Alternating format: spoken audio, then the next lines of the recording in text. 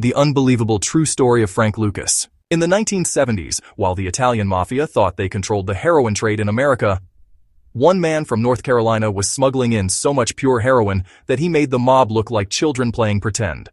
His name was Frank Lucas, and at his peak, he was moving $1 million worth of heroin every single day. This is the story of the real American gangster, and how he built an empire so perfect the police didn't even know it existed. Everything started in 1968, during the height of the Vietnam War. While American soldiers were dying overseas, Frank Lucas saw an opportunity nobody else dared to see. The U.S. military was flying C-130 transport planes from Southeast Asia back to America every single week. These planes were barely checked, and Frank had family in Thailand, right next to the Golden Triangle, the world's largest opium region. His genius idea was terrifyingly simple. Cut out every middleman, every mafia family, every supplier. He would buy heroin directly from the source in Thailand at $4,000 per kilo, then smuggle it back inside the coffins of dead American soldiers. Yes, you heard that right.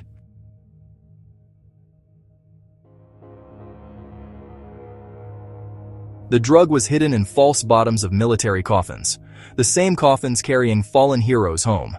Customs would never search a soldier's casket. It was the perfect crime, 100 kilos per trip, sometimes more. By the time the plane landed in Fort Bragg, North Carolina, Frank owned the purest heroin America had ever seen.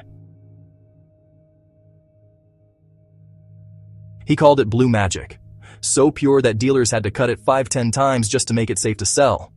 On the streets of Harlem, Blue Magic sold for half the price of the competition, but users got twice as high. Overnight, Frank Lucas destroyed the Italian mafia's grip on Harlem. People stopped buying from the mob.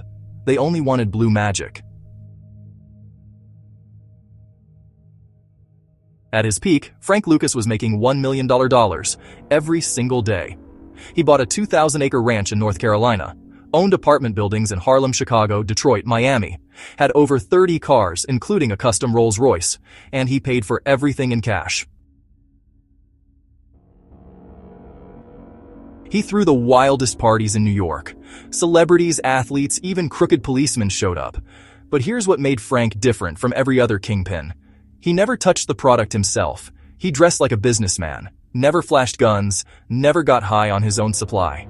He ran his empire like a corporation. And for years, nobody knew who was behind Blue Magic. The NYPD knew someone was flooding the streets with cheap, pure heroin. But they were chasing ghosts. They blamed the mafia. They blamed the black gangs. They never suspected a quiet country boy from North Carolina who dressed better than all of them. Then, in 1971, Frank made one mistake. He showed up to the Muhammad Ali versus Joe Frazier fight wearing a full-length chinchilla coat and matching hat. That cost more than most people made in a lifetime.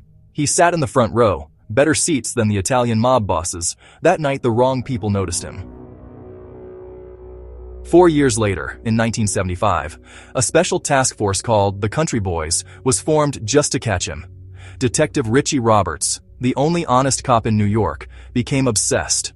And after years of chasing shadows, they finally got him. January 28, 1975. Frank Lucas was arrested with $500,000 cash in his car. When they raided his house, they found so much money they had to use shopping bags. He faced 70 years in prison.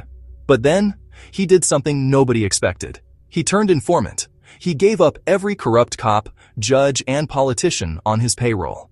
Over 100 people went to prison because of Frank Lucas. In return, he served only 6 years.